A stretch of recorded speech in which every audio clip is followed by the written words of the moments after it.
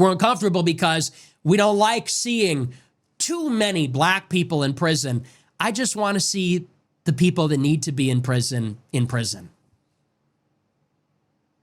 I think the police should go where the crime is. If that's in the black neighborhoods, then so be it. If black people are getting arrested for committing crimes, then so be it.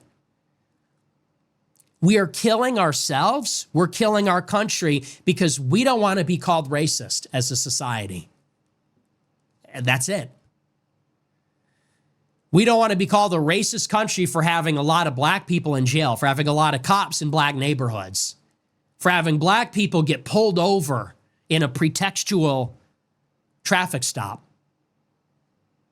So we'd rather live like this.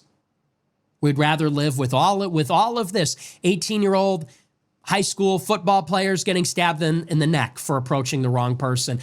23-year-old refugee from a war stabbed in the neck for no reason. Guy in Denver, Colorado, former Space Force officer, 54 years in prison because he snapped and chased the black kids that tried to steal his car 3 times and never got caught. What kind of society do we want to live in? It's a pressing question. Do we want to be too racist and safe, or not racist enough and not have a society? It's that simple. So people are going to have to get a little bit more comfortable with talking about this in racial terms, because that's why we can't solve it. And you want to know how we know that? Because if it was a white person stabbing a black girl, they would be lynching this guy. That's how you know. Because if it was a white person, a white football Chad, stabbing an 18-year-old black kid in a hoodie with his Arizona iced tea and Skittles, they would fucking lynch him. If it was a white person pushing a black person in front of a subway train in New York, they would lynch him. That's how you know it's racial. Because if it was white people doing it as characterized and portrayed on television and in movies, we wouldn't have a problem. Because there would be narratives, there would be policies, it would be called the new KKK, and they would spy on every white person and decimate the criminals. But because they're black, and it's not politically correct, and it's sensitive, we can't chase them, can't charge them, can't lock them away. We can't even talk about it. They won't even cover it. I mean, you can say whatever you want about Nick. Like, you can agree with him, you can disagree with him, that's all fine. But you can't call this man a liar. Like, he is speaking some real facts here. Like, for example, like, look what happened, like, with George Floyd. Black Lives Matters, after for 2 weeks, they broke almost every city in the United States. They completely destroyed cities. Look what happened after Austin Metcalf. Nothing. Even the guy who did it, he got money, almost like $500,000. Correct me if I'm wrong. But this is a double standard, right? So if it's one of them, like, whole cities are completely destroyed. And if it's one of us, then it's all fine. The guy who did it even gets money. Crazy. And it's gone on for too long. Too many bodies. And too much insanity. Look at what's become of these. It's depressing. Look at what has happened to Chicago. Beautiful city. Ruined by this. Same with New York. Same with LA. LA is one of the most beautiful places in the world. Look at what they've done to it. Because we're afraid of being called racist. Well, I'm part of the new generation, and I can assure you, I don't give a fuck about being called racist. I want my fucking country back. If that makes me racist, so be it. No love lost. And increasingly, that's how people feel about this. That's how I feel about it too. So that's the issue.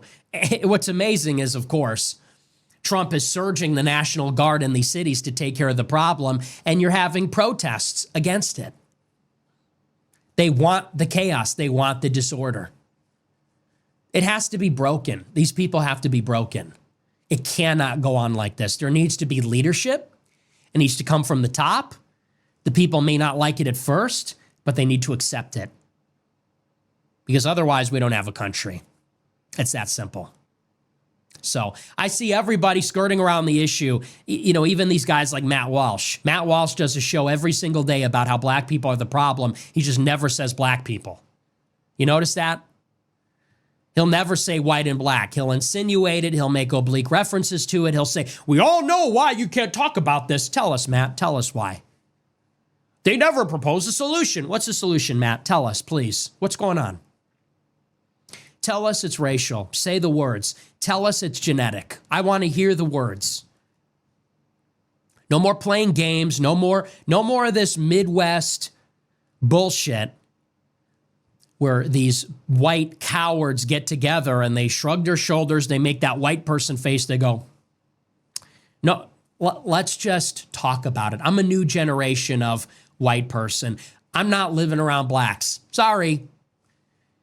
I want white kids, and I don't want my white kids bringing home black people to marry. It's racial for me. And call me racist. Oh, very Christian of you. I don't give a fuck. That's the attitude we need to bring to this. And by the way, we're just the latest ones to that party. Here's the part that amazes me about it, is when you consider all this insanity, realize that most black people don't even like white people. Most white people, or rather, most black people, the level of resentment, the way that they have an axe to grind against us, we as whites are tripping over ourselves not to offend, to be so sensitive, to cater. Did they ever care about offending us? When is a black person, when have you ever seen in media, in Hollywood, in the mainstream culture, when have you ever seen a black person get canceled for offending white people? When have you ever seen a black person go out of their way not to offend a white person, to their own detriment maybe? If that has ever happened in history, surely it has never been recorded. And okay, maybe this sounds a little bit rude, and I have to give this side note. It's not about all black people. You also have good black people, of course, but he is not talking about those cases. We all know what kind of black people he's talking about. But people, they always will say, oh, this is race. It's not even racist anymore. This is like realist. Like, to be honest, like seriously, like we have to stop like not talking about the things we actually feel like, because there's so much people who completely agree with this, who think like this, and who are even scared to talk about it. But that says it all already, right? Like, I feel like we should talk more about the things what's really on our mind, and we should stop hiding the truth. That's the most, like, long story short, we should stop hiding the truth and more speak openly about it, because people don't think like this about like Asian people. I don't see like Chinese people like robbing people on the streets, or maybe they do, but I don't see it that often. I don't see people from Norway doing this. I don't see people from like, you get the point, right? People are not stupid. If they see it's many times the same kind of people who do like some behavior, of course they will think different about them. Let's keep it like this. But it's good Nick just mentions this, because I feel like more people should mention this, and this is also why I bring this up now. But I'm not a hypocrite, so also not every black person is like this. That's also the truth. Because I've never heard of such a thing. If anything, they're antagonistic. They relish, they revel in offending us. They look for opportunities to offend us. A completely defensive posture. And again, it's not all black people, it goes without saying, but it is a lot of them. And so it's like, let's just be honest about what we're dealing with here. We are on our own. When Austin Metcalf got stabbed, black people raised $500,000 for his killer. That's what we're dealing with here. When this attack happened on the subway, all black people can say in the replies is, well, what about school shooters? Well, what about this? Well, what about that? We are on our own. Like, we have to stop looking for this kind of cooperation.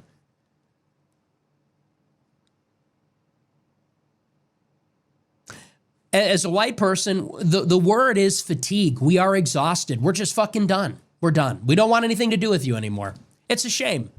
It's a shame because I think a lot of people a lot of white people like the idea of diversity and like the idea of being inclusive and tolerant. And on some level, I like that too. I mean, I think there is something that appeals to us as human beings about the idea of a universal brotherhood. I think there is something intrinsic in people, maybe only in white people, maybe in other people, that there's something shared between all of us as human beings. It's a nice idea, right? At the minimum, might be. But a lot of white people are looking at this and saying, you know, the public outbursts, the scenes they create, the crime, the violence, the disrespect, and then you talk about it, and then they browbeat you. They want to lynch you for being racist. Someone says the N-word, it's an international incident. And so people are saying, you know what?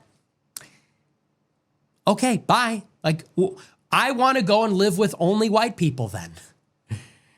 Because when we encounter them in traffic, it's chaos. We encounter them in Walmart, it's chaos. When they're shoplifting and on public transit, it's chaos. When you call them on it, they are yelling in your face. You're being called names. They want to hurt you. You wouldn't say that to my face. Why? Because you're a tough guy? Why? Because you're on welfare and you have nothing left to lose? You're not worried about an assault charge because you're a fucking loser with no life, or because you know that there's going to be no social repercussions or legal repercussions for you. You know what? You're right. I don't want to see your face. I don't want to say anything to your face. I want to get as far the fuck away from you as possible because I don't want to live around violent maniacs. I don't want to live around cry bully, fucking baby narcissist maniacs. I don't want to live there. I don't want to raise a family there. I don't want to hear the excuses. I don't want to hear how I'm a racist. I don't want to hear how you need my fucking money, how I need to pay reparations. You know what? Good luck and good riddance. That's the attitude. And believe me, like, this is just Nick's opinion. Like, but many people actually think like this, exactly like this. And you should ask yourself why. These people are not born like this. They are made like this. And why? Why do they only have this with certain or with some people and not with other people? That's kind of weird, right? You can't blame these people who think like this. You should blame the people who made them think like this. That's the real difference. Because many people will blame people who actually think like this, but they are not blaming the people who made them think like this. No one is born like this. No one is born with this attitude. People are created this way, made this way. And we all know why. We all know why. And I'm getting so sick and tired of the things that you cannot speak about it. This is reality. I think it's more racist if you can't talk about this than if it's racist if you say that you don't want to live with some kind of people because you don't like how they act. That's just a sad way. It is the reality. Like this is just how this is reality. Grow up. This is reality. And you can agree with Nick, you can disagree with Nick, that's all fine. But I have respect for him. I have respect for Nick for speaking out his feelings, his frustrations. And many, many people exactly think like this. I'm 100% sure. Share your opinion in the comments. Tried integrating, it didn't work. This is a result. Who wants any part of it? Not even them. Not even them. What's the first thing they do when they make a lot of money? They get the fuck out of the ghetto. Not even them. Why do they want all this stuff with education? They want to send them to white schools. Because we know what happens at black schools. They want to live near us because they want our tax money. They want reparations because they want our money. It's a toxic relationship. We want out. What's even the positive at that point? Like, honest to God, what's the benefit? All I see are risks, chaos. All I see is antipathy and deep distrust. They glare at you. They menace you. Looking to be offended. Always uncharitable. People are saying, yeah, we're good. People move to like a white place like Coeur d'Alene, Idaho, and I don't think one person moves there and says, you know what we need here? I just had a brilliant idea. This party's missing one thing. A black family. Like, no one's saying that. We don't hate them. We don't hate all of them. We don't think all of them are bad. But no one's saying like, yeah, let's roll the dice and bring them over here. No, people are saying, yeah, we've worked up the courage to take our own side and do our own thing. Sorry.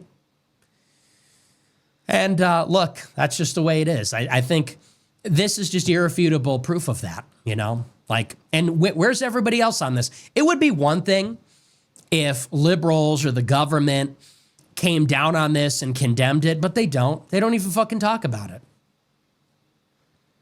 That's the last part about this is, you know, liberals and the government and the institutions, they look at us as like knuckle-dragging racists. You hill people, you're so ignorant, you don't like people because of the color of their skin. It's like, no, it's just every time I see someone getting stabbed to death, they happen to have the same skin color. I want to avoid that, so I avoid that. Well. Like, I'm almost speechless. Like, great. I'm very curious about your opinion. Please share your opinion in the comments. Like, do you agree with Nick? Do you disagree with Nick? I read all comments. That's very important to say. So I'm always very interested in your opinion. If you like this video, please hit the like button. If you really like this video, consider subscribing. I would really appreciate it. And last but not least, guys, I wish you all the best. Have a wonderful day. And I'll see you in the next one. Ciao.